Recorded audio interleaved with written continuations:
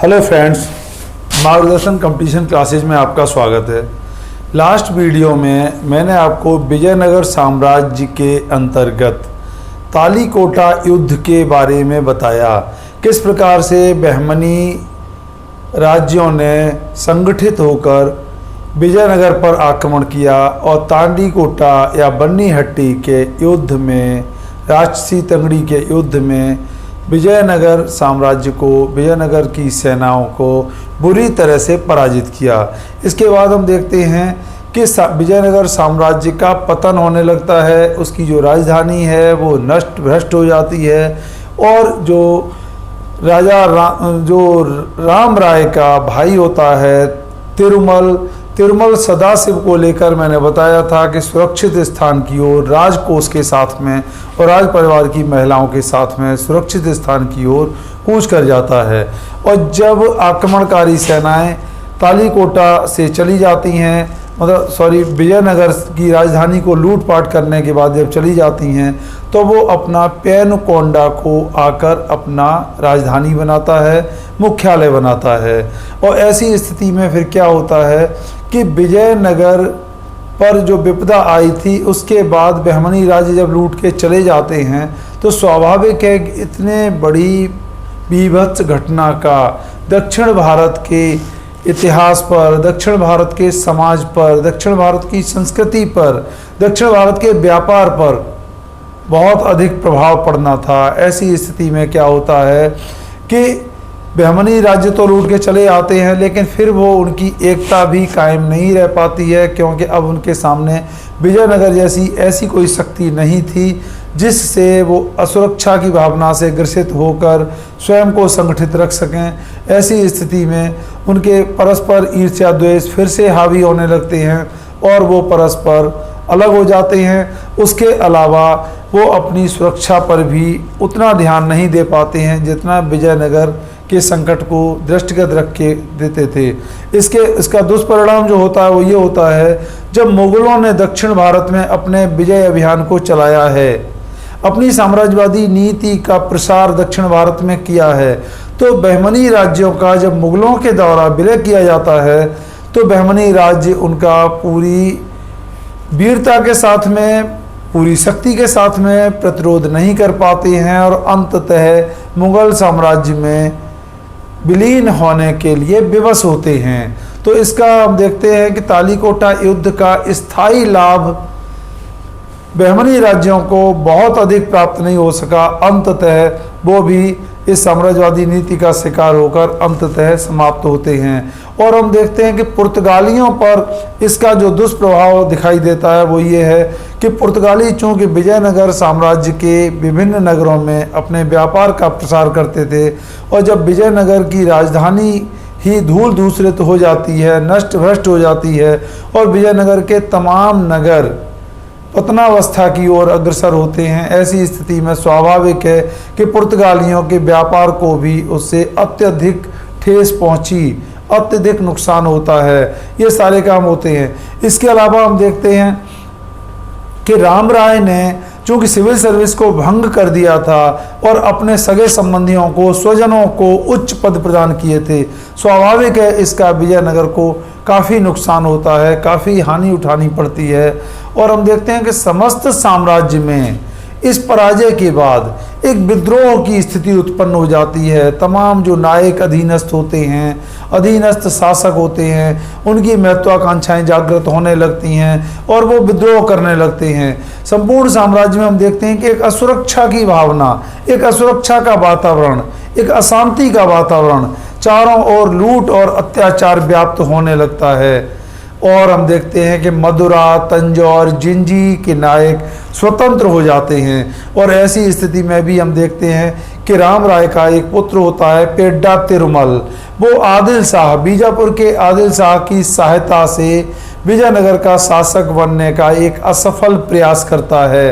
लेकिन हम देखते हैं कि तिरुमल के द्वारा क्या किया जाता है, गोलकुंडा के अहमदनगर के निजाम शाह से सहायता मांगी जाती है और आदिल शाह के आक्रमण को विफल कर दिया जाता है। उसके बाद हम देखते हैं कि फिर से आदिल शाह बीजापुर का शासक फिर से आक्रमण करता है और पेनुकोंडा की रक्षा तिरुमल के द्वारा सकुशलता से की जाती है, वीरता से की जाती है, लेकिन अडौनी के दुर्ग का पतन हो जाता है और अडौनी बीजापुर के हाथ में चला जाता है। इसके अलावा हम देखते हैं कि इस समय में मैसूर के वोडेयार और वेल्लोर के कलादी नायक, वेल्लोर और कलादी के जो नायक थे वो निष्ठावान रहते हैं, विजयनगर को एक संबल प्रदान करते हैं।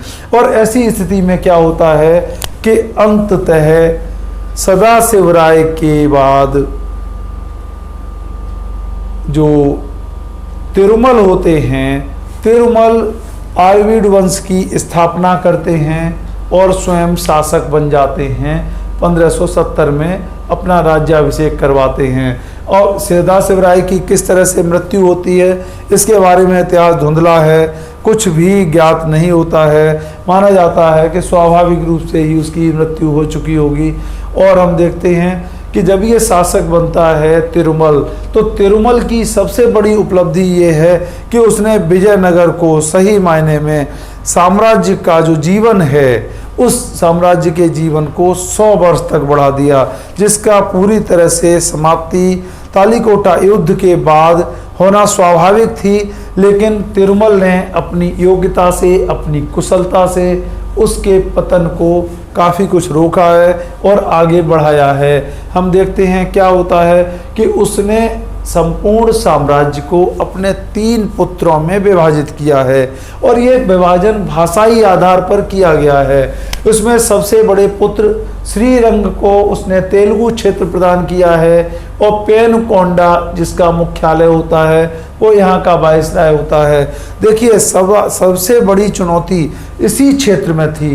यही क्षेत्र बहमनी राज्यों के आक्रमण का सर्वाधिक सामना करने को विवश था। तो हम देखते हैं कि उसने अपने सबसे बड़े पुत्र को तेलुगु क्षेत्र प्रदान किया है और पेनुकोंडा का वायसराय बनाया है और राम को कन्नड़ क्षेत्र, कर्नाटक का क्षेत्र सौंपा गया है और श्रीरंगपट्टनम उसका मुख्यालय होता है। हम देखते हैं बाद में मैसूर राज्य का ये मुख्यालय बनता है और टीपू सुल्तान के समय भी ये काफ़ी महत्वपूर्ण नगर के रूप में, राजधानी के रूप में सामने आता है। और तीसरे पुत्र वेंकटपति को उसने तमिल क्षेत्र का वायसराय बनाया है और चंद्रगिरी जिसका मुख्यालय होता है और स्वयं उसने पतनशील कर्नाटक राज्य का उद्धारक की उपाधि धारण की है।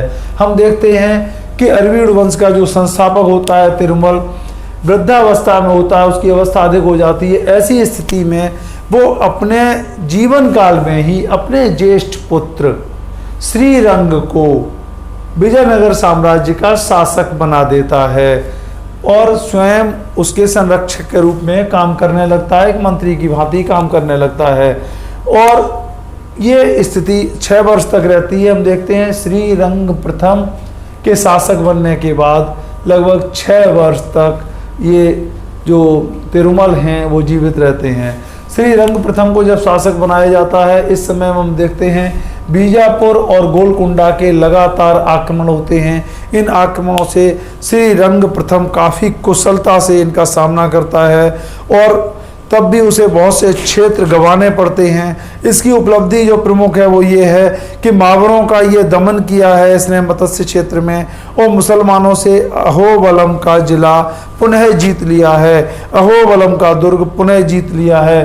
और इसके बाद हम देखते हैं कि वेंकट द्वितीय शासक बनता है। वेंकट द्वितीय जो शासक बनता है, वेंकट द्वितीय ने प्रारंभ में क्या किया है, अपनी मुख्यालय को चंद्रगिरी में रखता है और बाद में पेनुकोंडा को अपना मुख्यालय बनाता है। और इसी समय में गोलकुंडा का जो मोहम्मद कुली कुतुब शाह है आक्रमण करता है और उस आक्रमण के समय वेंकटपति को सामना करना पड़ता है, लेकिन सामना करने के बाद समझौता भी करता है। और बाद में हम देखते हैं कि गोलकुंडा का जब फिर से आक्रमण होता है उस आक्रमण में गोलकुंडा के शासक को ये बुरी तरह से पराजित करता है और इस तरह से हम देखते हैं कि ये काफ़ी सफल होता है और सही मायने में वेंकट द्वितीय जो है अपने वंश का, आर्यवीडु वंश का महानतम शासक सिद्ध होता है, आंतरिक विद्रोहों का दमन करता है और बाह्य आक्रमणों का सफल प्रतिरोध करता है। हम देखते हैं कि इस समय में काफ़ी अधिक उन्नति विजयनगर ने फिर से प्राप्त की है, पतनावस्था को रोकने में ये सफल होता है। इसके समय में हम देखते हैं जो काम हुए हैं वो ये है कि 1610 में डचों को पुलिकट में फैक्ट्री और व्यापार की अनुमति प्रदान की जाती है, एक इम्पोर्टेंट फैक्ट होता है। इसके अलावा ये क्या था, विद्वानों का संरक्षण था और चित्रकला में भी इसकी अत्यधिक रुचि थी, विशेषकर यूरोपीय चित्रों में इसे काफ़ी रुचि थी। विद्वानों को इसने संरक्षण प्रदान किया है। और इसके बाद हम देखते हैं कि श्री रंग द्वितीय जो इसका भतीजा होता है उसे ये अपना उत्तराधिकारी नियुक्त करता है, क्योंकि इसकी रानियां तो बहुत थी लेकिन इसका कोई पुत्र नहीं था। इसकी एक चहेती रानी ने एक दासी पुत्र को राजा घोषित करने का प्रयास किया है। इसी को लेकर लगातार एक संघर्ष की स्थिति बनी है और बाद में हम देखते हैं कि श्री रंग द्वितीय की हत्या हो जाती है और बाद में रामदेव शासक बन जाता है। रामदेव क्या था, ये सही मायने में इसी वंश का श्री रंग द्वितीय के राज परिवार का ही सदस्य होता है और रामदेव शासक बन जाता है। लेकिन ये पतन की स्थिति रहती है। बाद में हम देखते हैं वेंकट तृतीय शासक बनता है और जो इसका चचेरा भाई, रामदेव का चचेरा भाई होता है और राम राय का पौत्र होता है। इसके बाद हम देखते हैं कि श्री रंग तृतीय शासक बनता है जो वेंकट तृतीय का भतीजा होता है। ये वास्तव में मैसूर में अपने दरबार को लगाता था। जो अंतिम शासक था वो मैसूर में दरबार लगाता था और अपने खोए हुए क्षेत्रों को वापस लेने के लगातार स्वप्न देखता था। और इसकी मृत्यु हम देखते हैं कि 1672 में मृत्यु होती है। देखिए आरवीड वंश के बारे में बहुत सी किताबों में आरवीड वंश को 1570 से 1652 तक लिखा जाता है, लेकिन हम देखते हैं अगर श्री रंग तृतीय जो अंतिम शासक है आरवीड वंश का, अगर इसके जीवन काल से देखा जाए तो ये इसका जीवन काल 1672 तक रहता है। तो स्वाभाविक है कि आरवीड वंश को हमें 1672 तक मानना पड़ेगा। जहाँ तक उसकी शक्ति और साम्राज्य की बात है तो ये लगातार हम देखते हैं कि वेंकट द्वितीय के बाद लगातार पतन की ओर जाता है, क्योंकि बाद में जो भी शासक हुए हैं इस समय में नायकों की महत्वाकांक्षाएं बढ़ जाती हैं और ये जो शासक होते हैं कठपुतली के रूप में रहते हैं। नायकों के बीच में, अधीनस्थ शासकों के बीच में एक सत्ता का संघर्ष, शक्ति को लेकर संघर्ष लगातार होता रहता है और जो बाह्य आक्रमण हैं बहमनी राज्यों के वो भी लगातार होते रहते हैं। दक्षिण के राज्य लगातार स्वतंत्र होते चले जाते हैं। ये क्रम अंतिम शासकों के समय में लगातार चलता रहता है और श्री रंग तृतीय को हम कह सकते हैं कि नाम मात्र का एक शासक रह जाता है। 1672 में जब उसकी मृत्यु होती है, उसकी जो उपलब्धि है 1639 में इसने अंग्रेजों को मद्रास में दुर्ग बनाने की अनुमति प्रदान की है। इसके समय की यही एक उपलब्धि है और ये सही मायने में जो कलादी के नायक थे उनकी सहायता से ये मैसूर में दरबार लगाया करता था और अपने क्षेत्रों को पुनः प्राप्त करने के स्वप्न देखता था। ऐसी स्थिति में ही इसकी 1672 में मृत्यु हो जाती है और हम कह सकते हैं कि विजयनगर साम्राज्य पूर्ण रूपेण समाप्त हो जाता है। लेकिन ऐसी स्थिति में भी हम कह सकते हैं ये हिंदू साम्राज्य का अंत नहीं था, क्योंकि हम देखते हैं कि विजयनगर साम्राज्य का बेशक समाप्ति हुई हो, पतन होने के बाद अंत हो गया हो, लेकिन इसी समय में हम देखते हैं कि मराठे शिवाजी महाराज के नेतृत्व में एक बड़ी शक्ति के रूप में सामने आते हैं और जिस समय इसकी मृत्यु होती है उसके बाद ही हम देखते हैं कि छत्रपति शिवाजी के रूप में वो अपना राज्याभिषेक करवाते हैं और दक्षिण भारत में काफ़ी महाराष्ट्र क्षेत्र से लेकर दक्षिण भारत तक सभ्यता और संस्कृति को एक अक्षुण्ण रखने का एक फिर से प्रयास किया जाता है। तो हम कह सकते हैं कि विजयनगर साम्राज्य जिसकी स्थापना हरिहर और बुक्का के द्वारा 1336 में जो की गई थी उसकी समाप्ति, उसका पतन तालीकोटा के युद्ध में सबसे पहले होता है, लेकिन उसकी समाप्ति श्री रंग तृतीय की मृत्यु के साथ होती है। श्री रंग तृतीय जो हैं ये आरवीड वंश के ही नहीं बल्कि विजयनगर साम्राज्य के अंतिम शासक हैं, ये आप याद रखिएगा। तो इसके बारे में जो इम्पोर्टेंट फैक्ट हैं उन्हें हम फिर से बता देते हैं। देखिए तुगलक वंश के अंतिम शासक सदाशिव राय होते हैं। तालीकोटा का युद्ध इनके समय में होता है और सीजर फ्रेडरिक ने विजयनगर के युद्ध के बाद, तालीकोटा के युद्ध के तत्काल बाद विजयनगर की यात्रा की है और भयावह परिणाम को स्वयं देखा है। इसके अलावा इसके बाद हम देखते हैं अरविड़ वंश की स्थापना होती है। अरविड़ वंश का संस्थापक तिरुमल था, जो राम राय का छोटा भाई था, और तिरुमल ने इसकी स्थापना करने के बाद विजयनगर साम्राज्य को एक शताब्दी तक आगे चलाने का प्रयास किया है। उस प्रयास में वो सफल भी हुआ है। तो हम देखते हैं कि बाद में उसके पुत्र श्री रंग प्रथम शासक बनता है और उसके बाद वेंकट द्वितीय शासक बनता है, जो अपने वंश का महानतम शासक था। और इसके बाद हम देखते हैं कि और शासक होते हैं। अंत में श्री रंग तृतीय शासक होता है, जो अरविड़ वंश के साथ साथ विजयनगर साम्राज्य का अंतिम शासक था। तो इसके बाद हम देखते हैं कि विजयनगर के शासकों की श्रृंखला जो हरिहर और बुक्का से आरंभ होती है, श्री रंग तृतीय पर आकर समाप्त हो जाती है। इसके बाद हम विजयनगर साम्राज्य के प्रशासन के बारे में, विजयनगर साम्राज्य की सामाजिक व्यवस्था के बारे में, आर्थिक व्यवस्था के बारे में और सांस्कृतिक योगदान, विजयनगर की सांस्कृतिक उपलब्धियां, इन सब के बारे में आपको विस्तार से बताएंगे।